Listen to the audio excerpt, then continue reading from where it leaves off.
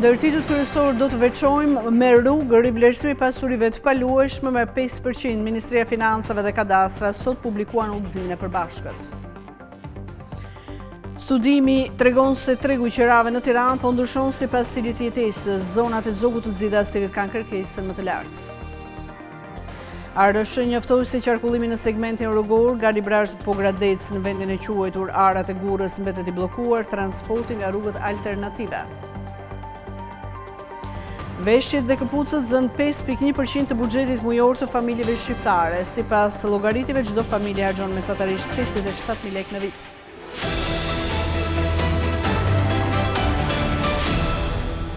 Për këto dhe të tjerë në ndishni me lajmet qendrore, pritja e shumë qytetarëve për të bërë rivlerësimin me 5% për banesat e tyre sot ka marrë fund. Kjo shënohet me botimin e fletoren zyrtare të udhëzimit të përbashkët të Ministrisë së Financave dhe Kadastrës. Udhëzimi që ishte baza ligjore që kishte bllokuar procesin shpjegon se si do të llogaritet tatimi për ndërtesat dhe për trojet. Të gjithë qytetarët shqiptarë që duan të rivlerësojnë pasuritë e tyre tashmë i kanë dyert e hapura. Udhëzimi i Ministrisë së Financave që i hap rrugë zbatimit të ligjit është botuar në fletoren zyrtare dhe tashmë është në fuqi. Referuar udhëzimit, të gjithë individët të cilët kanë në pronësi pasuri të paluajtshme, tokë ose ndërtesë, të regjistruar ose që fitojnë pronësinë dhe e regjistrojnë atë deri më 31 dhjetor 2026, kanë të drejtë që brenda këtij viti të bëjnë rivlerësimin e kësaj pasurie me vlerën e tregut. Këtu përfshihen edhe rastet kur për pasurinë e paluajtshme është bërë edhe më parë rivlerësimi në zbatim të ligjeve të mëparshme të rivlerësimit. Individi mund të zgjedhë vullnetarisht nëse rivlerësimin e pasurisë do ta bëjë pranë drejtorisë vendore të Agjencisë Shtetërore të Kadastrës apo me një ekspert të licencuar nga institucionet përkatëse. Në rast se individi ka në pronësi më shumë se një pasuri, procedura bëhet në mënyrë individuale për secilën prej tyre. Por si llogaritet baza e tatueshme për rivlerësimin e pasurisë së individëve. Në rast se individi zgjedh që rivlerësimin e pasurisë ta bëjë ASHK-ja, ai bëhet me çmimet e referencës që janë në fuqi. Në këtë rast, baza e tatueshme llogaritet si diferencë ndërmjet vlerës së dalë nga rivlerësimi dhe vlerës së zbritshme. Në rastin e ndërtesave, çmimeve të referencës do të zbritet 1% e vlerës për çdo vit të plot shtesë përdorimi, duke filluar nga data e fitimit të titullit të pronësisë për herë të parë. Zbritja prej 1% do të aplikohet për të gjitha llojet e pasurive të paluajtshme ndërtesa. Kjo zbritje nuk do të jetë më e madhe se 30% e çmimit të referencës. Në rastin e tokave, çmimi final fiskal është çmimi për metër katror sipërfaqeje të përcaktuar në hartën e vlerave. Në rast se individi zgjedh rivlerësimin e pasurisë nga një ekspert i licencuar, baza e tatueshme llogaritet si diferencë ndërmjet vlerës së pasqyruar në aktin e vlerësimit të pasurisë dhe akti i vlerësimit nuk mund të jetë më i vogël se çmimet e referencës. Vlera e zbritshme në këtë rast është vlera e pasurisë sipas aktit të fundit të regjistruar pranë organit kompetent për regjistrimin e pasurive të paluajtshme.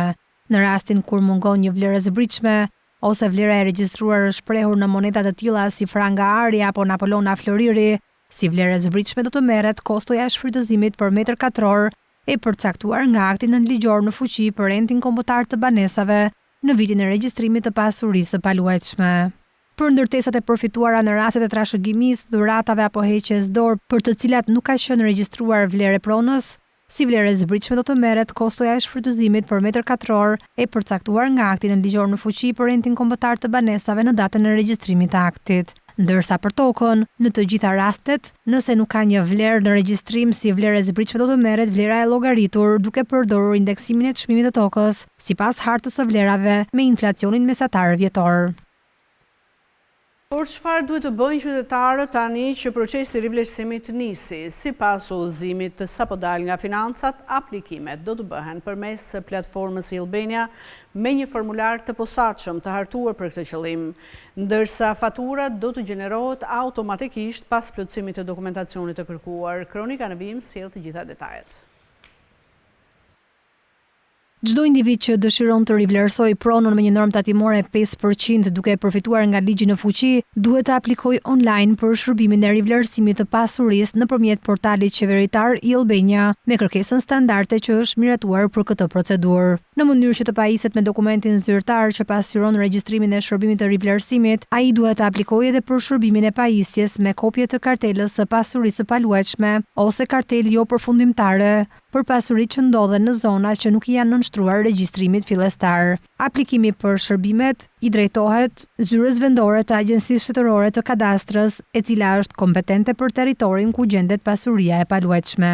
Individi në aplikimin online për shërbimin për rivlerësimin e pasurisë duhet të plotësojë në rubrikat përkatëse të platformës iOlbania të dhënat identifikuese të pasurisë që kërkohet të rivlerësohet. Nëse individi nuk plotëson në rubrikat që identifikojnë pasurinë, ai duhet detyrimisht të ngarkojë në platformë kopje të skanuar të dokumentit të pronësisë që disponon për pasurinë. Agjencia Shtetërore e Kadastrës bën verifikimin përkatës dhe nëse aplikimi përmbush kriteret, brenda 2 ditëve hartohet fatura për arkëtim. Fatura gjenerohet në mënyrë elektronike nga Drejtoria Vendore e ASHK-s dhe së bashku me tarifat e shërbimit i dërgohet aplikuesit nëpërmjet portalit qeveritar iOlbania. Në rastet kur individi kërkon rivlerësimin e pasurisë sipas aktit të ekspertit, individi nëpërmjet platformës iOlbania në dokumentacionin shoqërues gjatë kërkesës për rivlerësimin e pasurisë së paluajtshme, bashkëlit edhe aktin e vlerësimit të pasurisë, të nënshkruar dhe vulosur në mënyrë elektronike nga eksperti, si dhe fotokopje e njësuar e licencës së tij. Me përcjelljen e këtyre 2 dokumenteve, Drejtoria Vendore e ASHK-s vijon procedurat për llogaritjen e tatimit të rivlerësimit dhe i njofton subjektit vlerën e tatimit të rivlerësimit dhe tarifat e shërbimit. Pas verifikimit të shlyerjes së pagesës së tatimit të rivlerësimit dhe të tarifave të shërbimit, aplikimi i individit konsiderohet i plotësuar dhe ASHK-s i lind detyrimi për të pasqyruar rivlerësimin në regjistrin e pasurive të paluajtshme. Aplikimet për rivlerësim të pasurive, të cilat paraqiten pranë ASHK-s brenda datës 31 dhjetor 2026, por nuk janë përfunduar, procesohen edhe pas kësaj date, nëse tatimi i rivlerësimit paguhet brenda datës 31 mars 2027. Tarifat për shërbimin e rivlerësimit për individët pranë ASHK-s variojnë nga 3.500 lekë nëse vlera e tatimit 5% të rivlerësimit që derret në buxhet është 150.000 lekë, 7.000 lekë nëse vlera varion nga 150 deri në 300.000 lekë dhe 10.000 lekë për vlerën mbi 300.000 lekë. Ligji u jep të drejtën edhe personave juridik që të bëjnë rivlerësimin e pasurive të paluajtshme të regjistruara në pasqyrat financiare. Studimi i Vestropa tregon se tregu i qirave në Tiranë po ndryshon sipas stilit të jetesës. Kështu zonat tek Zogu i Zi dhe Astiri kanë kërkesën më të lartë, ndërkohë Selita dhe Sauku zgjidhen më së shumti nga familjarët. Studimi më i fundit nga i Vestropa për sa i përket qirave nxjerr në pa disa të dhëna interesante për sa i përket çmimit dhe kërkesës së tregut të qirave në kryeqytet, ku ka edhe kërkesat më të shumta. Sipas studimit, çmimi mesatar i një banese me qira varion në varësi të shumë faktorëve, si zona investimet, mobilimi apo edhe lloji i ndërtimit. Një tjetër faktor shumë i rëndësishëm është zona ku qytetarët e Tiranës vendosin të gjejnë banesën e tyre. Sipas të dhënave të grumbulluara, rezulton se për profesionistët e rinj, më së shumti apartamentet me qira janë marrë në blok, Tiranën e Re dhe Myslimshyr. Në këto zona një apartament 1+1 ose 2+1 i vogël jepet me qira mesatarisht nga 45.000 deri në 70.000 lekë në muaj, në varësi të mobilimit dhe standardit të jetesës. Ajo që i tërheq më së shumti të rinjt janë lidhjet e mira me transportin publik, ndërtesat e reja ose të rikonstruktuara dhe mundësia për të pasur një jetë sociale aktive vetëm pak hapa larg shtëpisë. Ndërkohë zonat të cilat rezultojnë më të preferuara dhe të banuara nga familjarët janë Selita, Kodra e Diellit si dhe Sauku. Qirat për apartamentet në këto zona varojnë nga 60.000 deri në 100.000 lekë në muaj. Familjet kërkojnë kryesisht planimetri më të bollshme, parkim të dedikuar dhe më pak zhurmë. Një faktor vendimtar mbetet edhe arsimi, ku veçanërisht në Selit funksionojnë shkolla publike të vlerësuara mirë dhe një rrjet kopshtesh private në zgjerim. Ndërkohë, për sa i përket zonave kur merren më shumë apartamente me qira, sigurisht janë ato të cilat mbajnë numrin më të lartë të studentëve. Sipas studimit, përveç zonës së qytetit të studentit, Zogu i Zi dhe Unaza e Re në afërsitë të Astirit ka numrin më të lartë të apartamenteve me qira. Këto zona kanë edhe lidhje të mirë me transportin urban. Në këto zona me kërkesë të lartë, një pronë e pozicionuar dhe çmuar sakt qëndron në treg vetëm 10 deri në 25 ditë, ndërkohë që në pjesë të tjera të kryeqytetit afati mesatar i publikimit shkon nga 30 deri në 45 ditë. Qira në këto zona vlerësohet në rreth 500 euro, duke pasur çmim maksimal deri edhe në 1.000 euro. Të marrësh një kredi nuk është aq e thjeshtë sa ç'duket në fillim. Secili klient banke duhet të marrë parasysh kostot që dalin gjatë gjithë procesit të aplikimit deri në fund të shlyerjes së kredisë.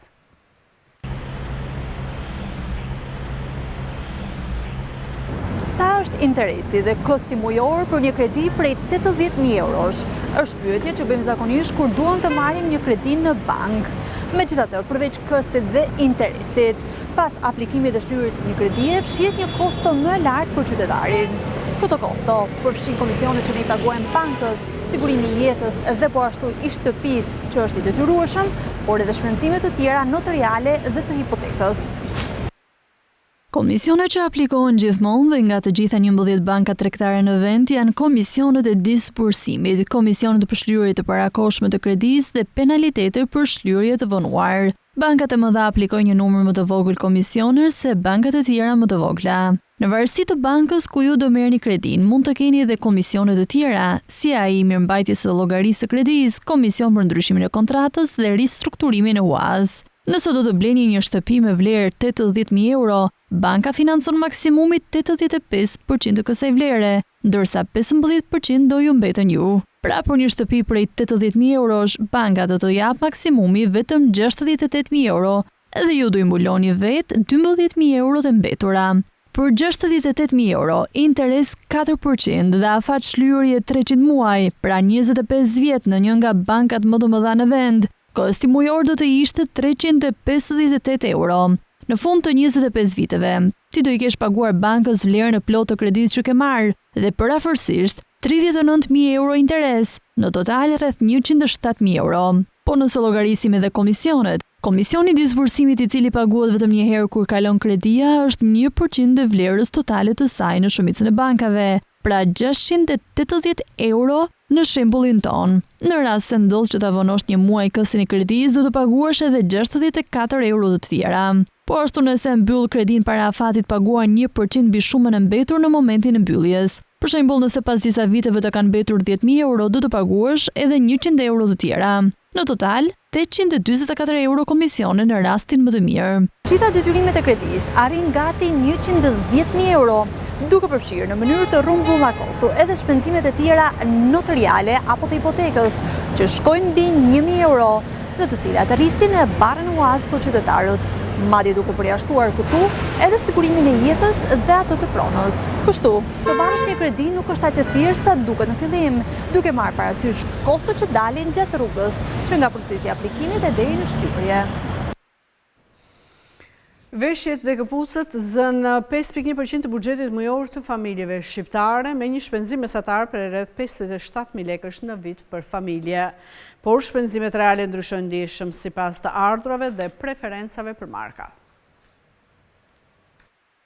Veshjet nuk janë më vetëm një domosdoshmëri sezonale, ato janë kthyer në një kategori konsumi që reflekton stil jetese, ndikim trendesh dhe fuqinë blerëse të familjeve. Të dhënat e anketës së buxhetit të familjes tregojnë se shpenzimet për veshje dhe këpucë kanë kaluar një cikël rënje dhe rikuperimi gjatë dekadës së fundit. Nga viti 2014 deri në vitin 2018, pesha e këtij grupi në buxhetin familjar ra nga 5.1% në 4.2%. Kjo periudhë përcakton me një orientim më të kujdesshëm të konsumit ku prioritet duket se nxorën kategoritë bazike.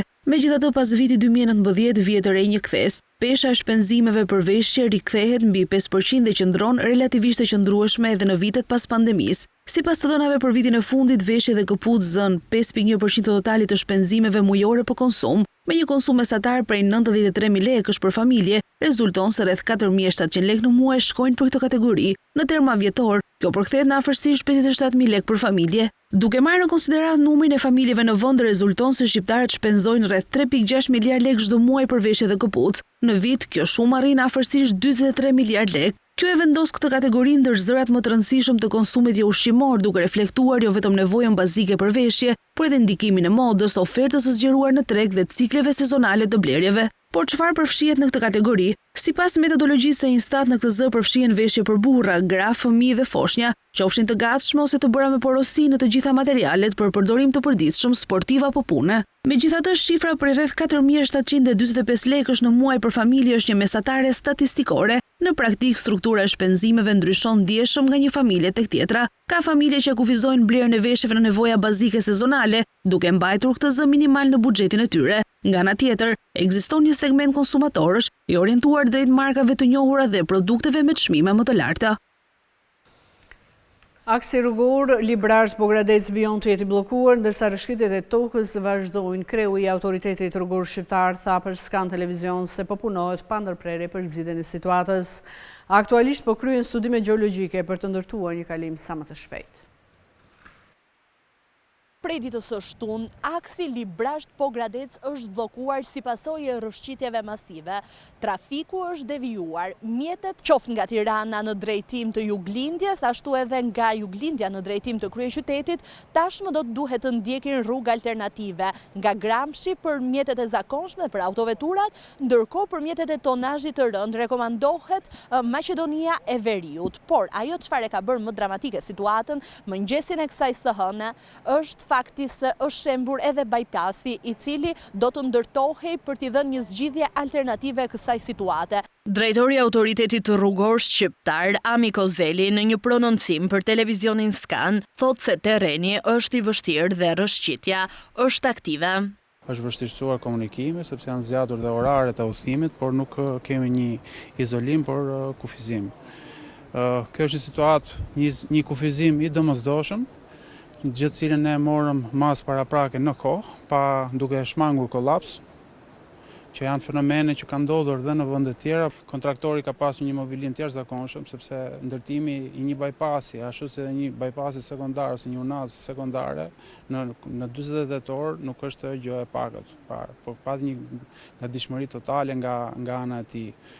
Ne bëm 2 sondime, 3 në fakt, po të 2 të parat na dhanë një, le të themi, shpresë paraprake që kishim arritur planin e rrëshqitjes, por situata sotme tregoi që ne nuk e kishim arritur atë, pasi kemi një rrëshqitje aktive që gjatë mbrëmjes ka qenë në nivel vertikal 1 metër.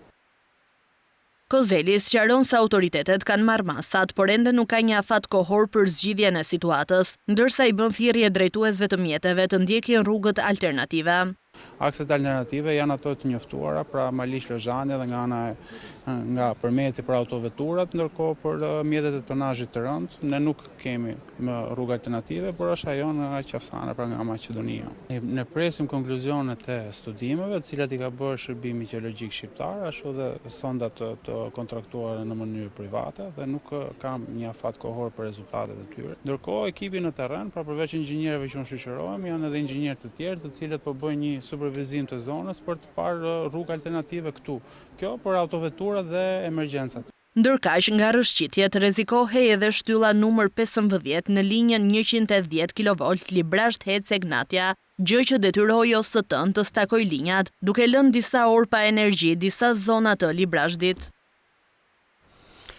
Në kushtet e mungesës së theksuar të fuqisë punëtore në vend dhe furat e bukës përballen me një situatë alarmante. Bukbërësit po konsideron tashmë si një zanat në zhdukje. Shoqata e prodhuesve të bukës, pasticërisë dhe brumrave kërkon ndërhyrje urgjente nga institucionet përkatëse.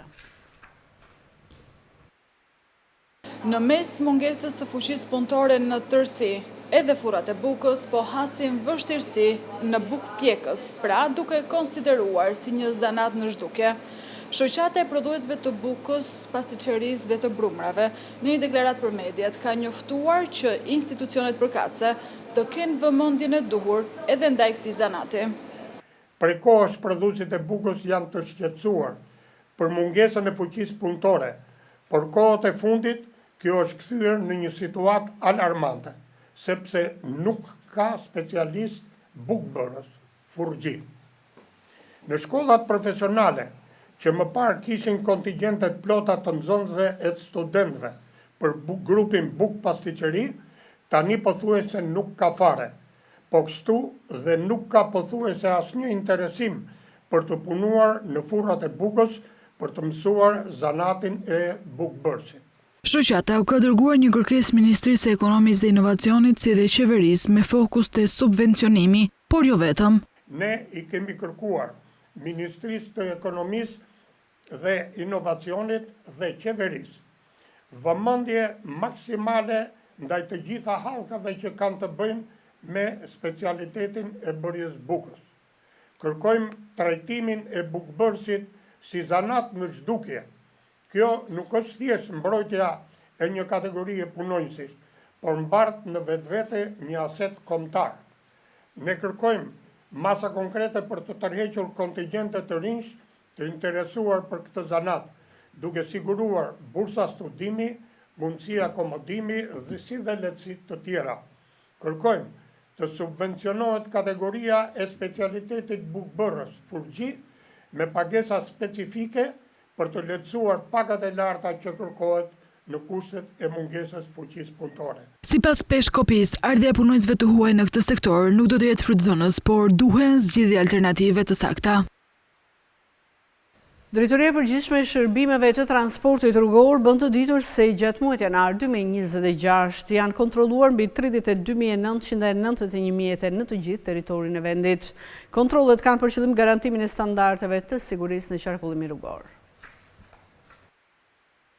Drejtoria e Përgjithshme e Shërbimeve të Transportit Rrugor bën të ditur se gjatë muajit janar 2026 janë kontrolluar mbi 32.991 mjete në të gjithë territorin e vendit, duke shënuar një rritje për 19% në krahasim me janarin e vitit 2025. Ky tregues dëshmon për një ndërgjegjësim në rritje të qytetarëve për rëndësinë e kontrollit teknik të automjeteve. Kontrollet kanë për qëllim garantimin e standardeve të sigurisë në qarkullimin rrugor, duke parandaluar aksidentet që mund të shkaktohen nga defekte teknike. Ndërkohë, një pjesë e konsiderueshme e mjeteve të verifikuara kanë rezultuar me mangësi teknike, por pas kryerjes së riparimeve të nevojshme, ato janë rikthyer në qarkullim duke përmbushur parametrat e kërkuar të sigurisë. DPSHTR thekson se siguria në rrugë fillon me një mjet të kontrolluar dhe në gjendje të mirë teknike. Paralelisht me kontrollet, gjatë këtij muaji janë regjistruar përfundimisht 882 mjete të vjetra dhe të amortizuara.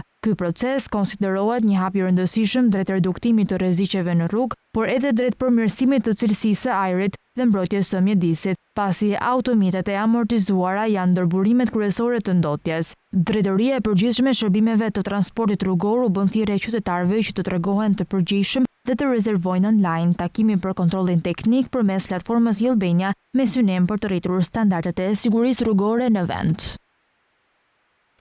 Shqipëria ka 410 noterë për një popullsi prej 2.36 milion banorësh që rezulton në rreth 1.57 noterë për 10.000 banorë, pak mbi mesataren evropiane.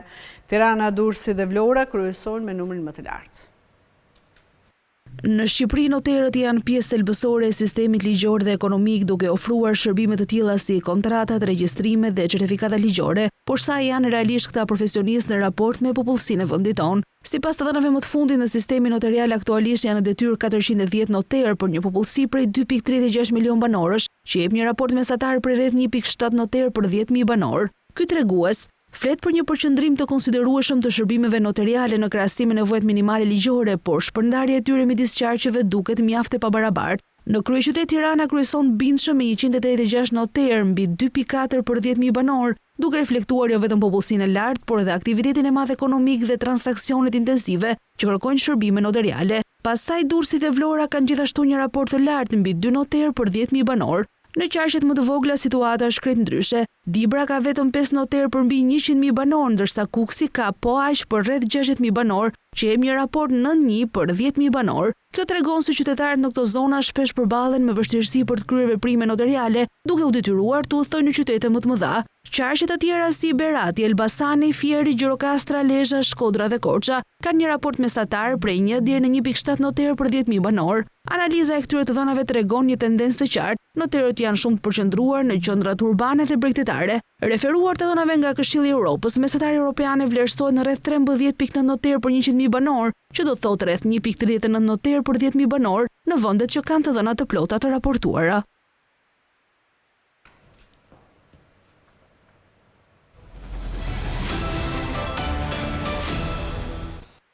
Komisioni Evropian do të shtyjë përsëri planin për prezantimin e bllokut të industrializuar ekonominë europiane, akti për shpejtimit industrial. Fillimisht ishte planifikuar të paraqitej në dhjetor, por rezistenca nga vendet e tjera ka qenë e vazhdueshme.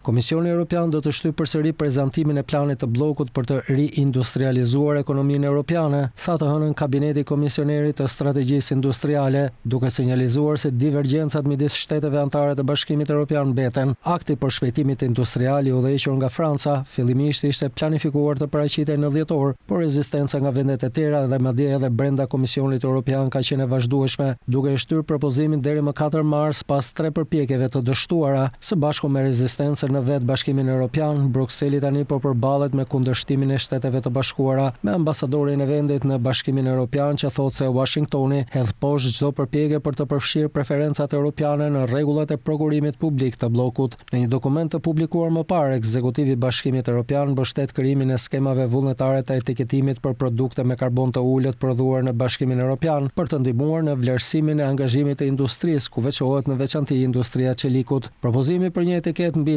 intensitetin e karbonit të çelikut është i nevojshëm për të ofruar një qasje të përbashkët të Bashkimit Evropian për llogaritjen e emetimeve të gazrave serë, duke lehtësuar diferencimin e çelikut me karbon të ulët nga alternativat me atë të lartë, thuhet në dokument. Komisioni pritet gjithashtu të propozojë një objektiv për pjesën e produkteve europiane që do të prodhohen në vend sipas ligjit të ardhshëm. Ligji i diskutueshëm liston sektorët strategjik të synuar për një preferencë europiane, midis tyre kimikatet, automobilat, inteligjenca artificiale, hapësira dhe mbrojtja. Ai gjithashtu propozon pragje me origjinë nga Bashkimi Evropian prej 70% për automjetet elektrike, 25% për aluminin dhe 30% për plastikat e përdorura në dritare dhe dyer. Arsyetimi për propozimin e udhëhequr nga Franca është se duke rritur pjesën e produkteve të prodhuara në Bashkimin Evropian dhe me karbon të ulët në konsumin vendas, akti për shpejtimit industrial do të rrisë kërkesën brenda tregut evropian, do të forcojë konkurrueshmërinë industriale dhe do të zvoglojë varësinë nga alternativat me karbon të lartë ose të importuar. Komisioni Evropian i bën thirrje Washingtonit të përmbushë angazhimet e tij dhe ofroi qartësi të plotë pas një vendimi të Gjykatës Supreme të SBA-s që rrëzoi disa nga tarifat e presidentit Trump. Komisioni Evropian tha se situata aktuale nuk është e favorshme për ofrimin e tregtisë dhe investimeve transatlantike.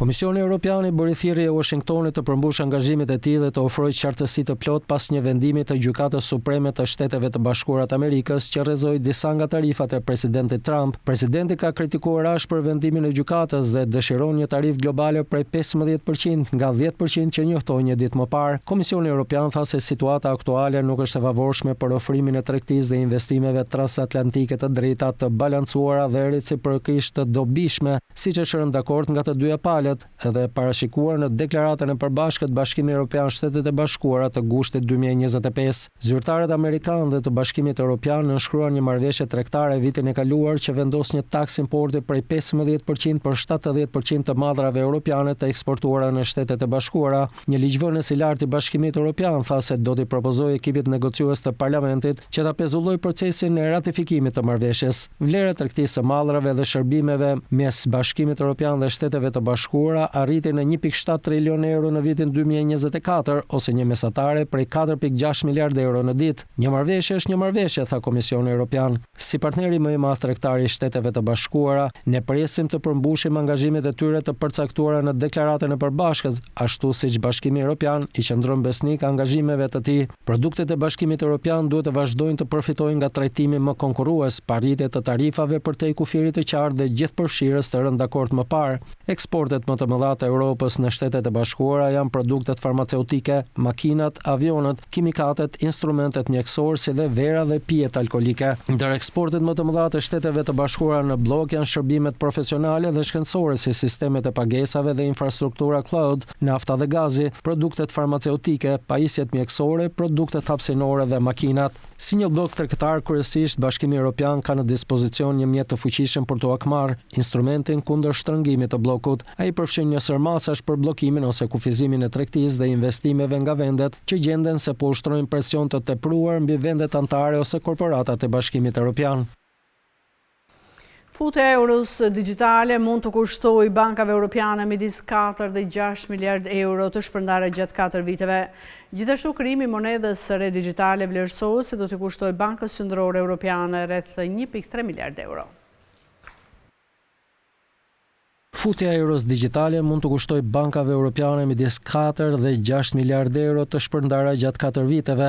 Kjo është rreth 3% e asaj që këto institucione shpenzojnë çdo vit për mirëmbajtjen e sistemit IT-s. Antari i Këshillit Drejtues të BCE-s, Piero Cipollone, tha gjithashtu se krijimi i monedhës së re digjitale vlerësohet se do të kushtojë BCE-s rreth 1.3 miliard euro. Kostot operative për BCE-n do të ishin rreth 300 milion euro në vit, shtoi ai. Duke bashkëpunuar me kontraktor privat, BCE po ndërton infrastrukturën për euron digjitale, të cilën do ta operojë nëpërmjet llogarive që banorët e eurozonës do të mbajnë në Bankën Qendrore. Qytetarët e Bashkimit Evropian jashtë bllokut të monedhës do të jenë gjithashtu në gjendje të paguajnë me euro digjitale, nëse banka e tyre qendrore kombëtare arrin një marrëveshje me BCE-n, tha Cipollone. Banka Qendrore Evropiane është duke pritur legjislacionin e Bashkimit Evropian për të hedhur në qarkullim euron digjitale, të cilën e sheh si një mënyrë për të mbajtur paratë publike të rëndësishme në një ekonomi digjitale, për të unifikuar peizazhin e fragmentuar të pagesave të Europës dhe kufizuar rolin e ofruesve jashtë Bashkimit Evropian për të mbrojtur sovranitetin monetar dhe sigurinë ekonomike të bllokut.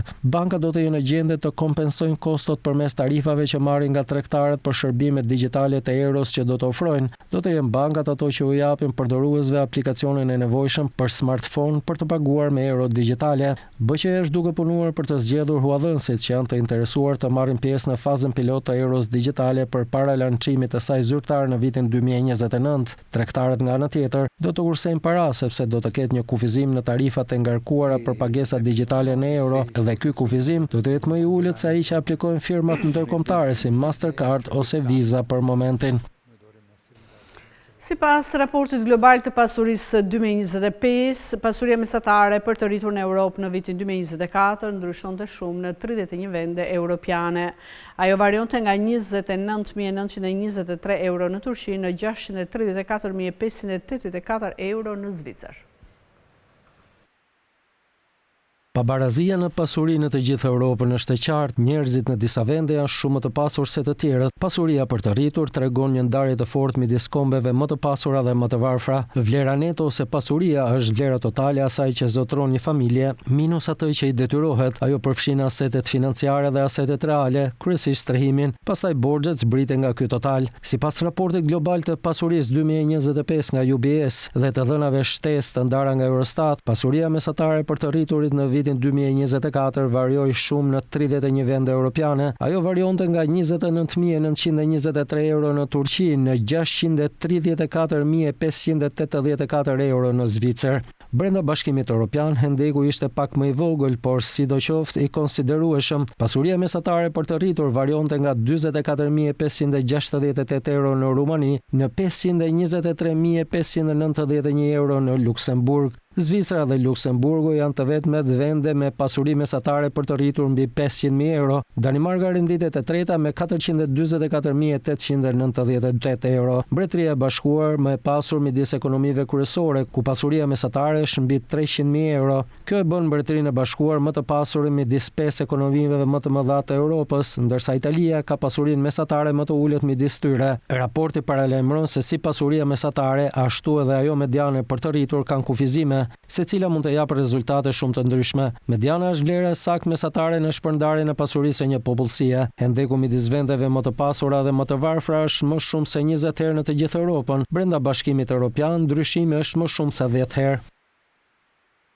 Vëllimet e shitjeve me pakicë në Britani u rritën janar me ritmin më të shpejt vjetor në gati 4 vite. Rritja mujore pasqyroi shitjet e forta të veprave të artit dhe antikiteteve së bashku me kërkesën e vazhdueshme nga argjendarët online. Vëllimet e shitjeve me pakicë në Britani u rritën në janar me ritmin më të shpejt vjetor në gati 4 vite, sipas të dhënave zyrtare që sugjerojnë se konsumatorët po bëjnë më të lumtur të shpenzojnë pas një fundi të dobët të ekonomisë në vitin 2025. Vëllimet e shitjeve me pakicë, të cilat mbulojnë blerjet e bëra si në dyqan ashtu dhe në internet, u rritën me 4.5% krahasuar me një vit më parë. Rritja më e madhe që nga shkurti 2022 dhe te i kaloi të gjitha parashikimet e mëparshme. Krahasuar me një muaj më parë, vëllimet e shitjeve u rritën me 1.8% duke te i kaluar parashikimin mesatar për një rritje prej 0.2%. Rritja mujore pasqyroi shitjet e forta të veprave të artit dhe të antikiteteve. Së bashku me kërkesën e vazhdueshme nga argjendarët online, disa analistë kanë kontribuar këtë kërkesë blerjeve të arit nga investitorët që kërkojnë të përfitojnë nga çmimet në rritje të metalit të çmuar. Vëllimet e përgjithshme të shitjeve duke përjashtuar benzinën u rritën me 2% nga janari në dhjetor. Rritja mujore e janarit ishte më e shpejta që nga maji i vitit 2024 përpara se kryeministri Keir Starmer të vinte në pushtet dhe shënoi një përmirësim pas një ndjenje të zymt për ekonominë vitin e kaluar. Ekonomia e Britanisë mezi u rrit në fund të vitit 2024 2025, treguan shifrat e javës së kaluar dhe Banka Angleze këtë muaj uli parashikimin e saj për rritje për vitin 2026 në 0.9 nga 1.2%. Megjithatë, disa anketa biznesi kanë treguar për një rritje të aktivitetit në fillim të vitit 2026. Banka Angleze pritet kryesisht të ulë normat e interesit me 1/4 në 1% në 3.5% në mars, teksa i përgjigjet një ftoje të inflacionit dhe një ngadalësimi të tregut të punës. Studia e fuqishme dimrore ka bllokuar udhëtimet për gjatë bregut lindor të Shteteve të Bashkuara me linjat ajrore që kanë anulluar mira fluturime dhe zyrtarët që i bëjnë thirrje njerëzve të qëndrojnë larg rrugëve. Fëmijët në disa zona të verilindjes së Shteteve të Bashkuara të Amerikës do të qëndrojnë në shtëpi të hënën, pasi një stuhi e fuqishme dimrore detyroi mbylljen e shkollave dhe i shtu zyrat dhe sistemet e transportit publik në orare emergjence, ndërsa zyrtarët në të gjithë rajonin paralajmërojnë për borë të madhe, era të forta dhe kushte të rrezikshme udhëtimi.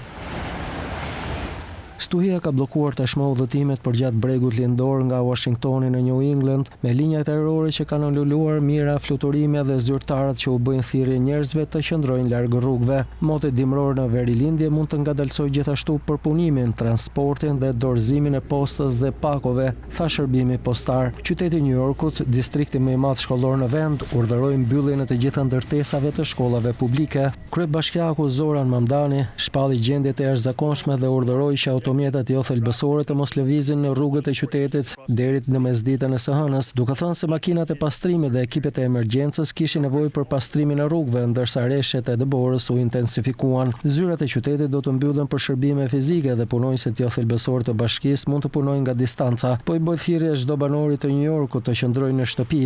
Ju lutem, tha Mamdani. Në disa pjesë të verilindjes mund të bjerë deri në 60 cm dëbor dhe erat mund të arrijnë shpejtësinë 112 km/h, duke rritur rrezikun e rrëzimit të pemëve dhe ndërprerjeve të energjisë elektrike, sipas Departamentit të Sigurisë Kombëtare. Puna e Agjencisë Federale të Menaxhimit të Emergjencave ndaj fatkeqësive vazhdon pa ndërprerje, duke përfshirë udhëtimet e stafit, operacionet e emergjencës dhe ndihmën kritike për njerëzit e prekur nga fatkeqësitë aktive, me sigurinë e jetës dhe mbrojtjen e pronës që mbeten përparësi kryesore. Aksi rrugor Librash-Pogradec vijon të jetë i bllokuar ndërsa rishqitjet e tokës vazhdojnë. Kreu i autoritetit rrugor shqiptar tha për Skan Televizion se po punohet pa ndërprerje për zgjidhjen e kësaj situate. Aktualisht po kryen studime gjeologjike për të ndërtuar një kalim sa më të shpejt. Në rubrikën e brendësisë të lajmit do të ndiqni pikërisht këtë temë. Ju uroj shikim të këndshëm, bashkë miru takofshi.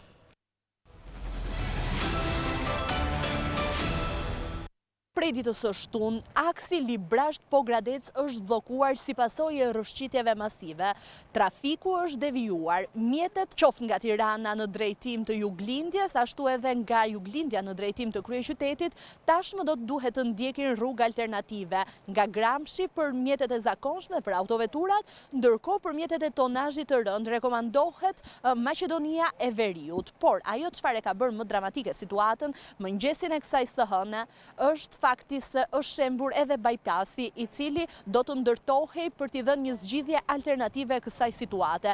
Televizioni Skan sjell pamje të situatës në zonën e njohur si Arrat e Gurës, ku duket se ura është degraduar plotësisht. Edhe tentativat për ndërtimin e një bypassi brenda 48 orësh dështuan, si pasojë e terrenit problematik. Drejtori i autoritetit rrugor shqiptar, Ami Kozeli, në një intervistë për televizionin Skan, thotë se ndërhyrja është e vështirë dhe rrëshqitja aktive. Është vështirësuar komunikimi, sepse janë zgjatur dhe oraret e udhëtimit, por nuk kemi një izolim, por kufizim.